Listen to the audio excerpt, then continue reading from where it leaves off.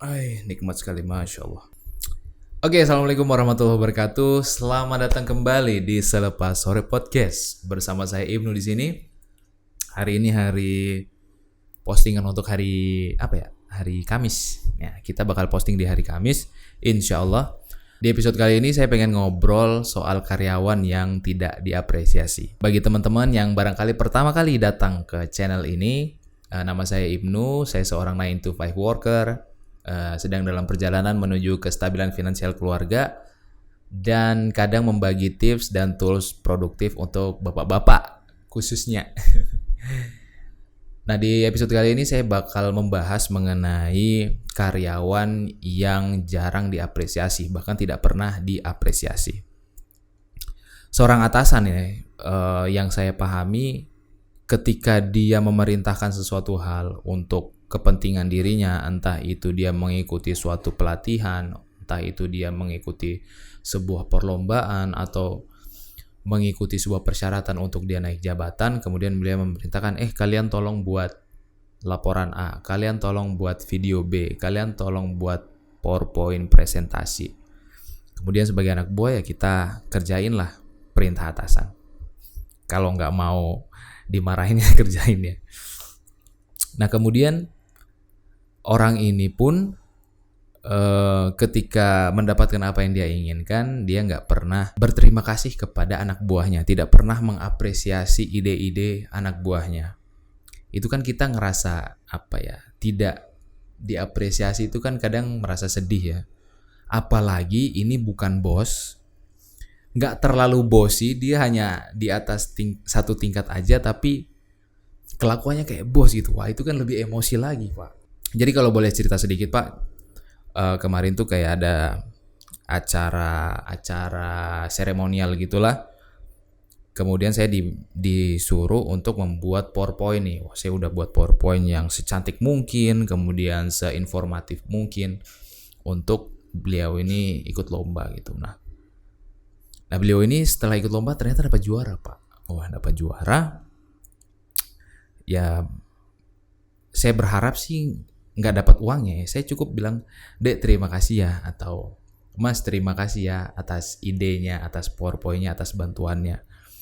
Nah, itu nggak dibilang sama sekali sampai hari ini. Tapi ya sudahlah, it's okay. Nah, terkadang hal-hal ini pun kalau terakumulasi biasanya kita menjadi orang-orang di kantor tuh kayak orang-orang yang nggak semangat buat kerja gitu ya. Kita kayak ngapain kerja kalau model bosnya kayak gini ya. Kita merasa demotivasi, kita merasa tidak diapresiasi, sehingga kita kayak it affects us gitu. Dia menginfeksi diri kita. Kita menjadi sesuatu yang tidak produktif lah di kantor karena orang-orang ini gitu ya. Nah, kemudian saya berpikir, kenapa saya harus menjadi orang seperti itu ketika saya tidak seperti itu gitu loh. Kenapa tidak kita coba ketika kita nanti disuruh, ya udah kita biasa-biasa aja. Tapi untuk tanggung jawab kita, untuk job desk kita ya kita tetap give 100% gitu. Tapi kalau untuk kepentingan mereka kita kerjain aja seadanya aja gitu kan. Karena ya ngapain bantu kalau kalian tuh apresiasi tuh nggak ada. Jadi teman-teman kadang meskipun disuruh sama atasan ya lihat-lihat kondisi juga. Semisalnya ya 1-2 kali beliau tidak apresiasi ya oke lah, mungkin beliau lupa, sibuk, atau teman-teman yang kadang dibantuin tapi songong banget nggak mau ngucapin terima kasih, ya anggaplah sedekah aja ya teman-teman.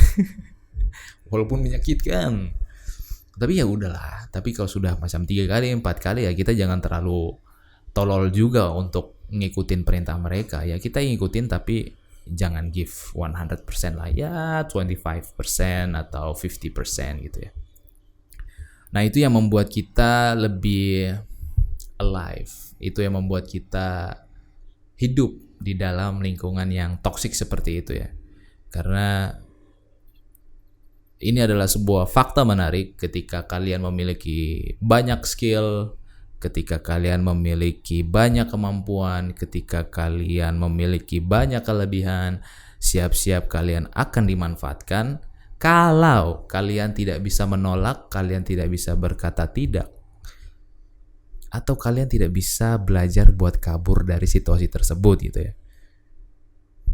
Misalnya kalau saya nih, kalau ada situasi semacam tersebut ya alasan gitu kayak ada kerjaan lain yang lebih penting, misalnya ada disuruh bos yang lain gitu kan. Jadi yang pengen saya sampaikan dalam video ini adalah orang-orang toksik di sekitar lingkungan pekerjaan kita ini memang mempengaruhi kita, tapi jangan sampai apa yang mereka lakukan itu membuat performa kita terhadap tanggung jawab job desk kita, kemudian apa yang harus kita lakukan dalam pekerjaan itu juga menurun, teman-teman. Itu jangan sampai kayak gitu ya.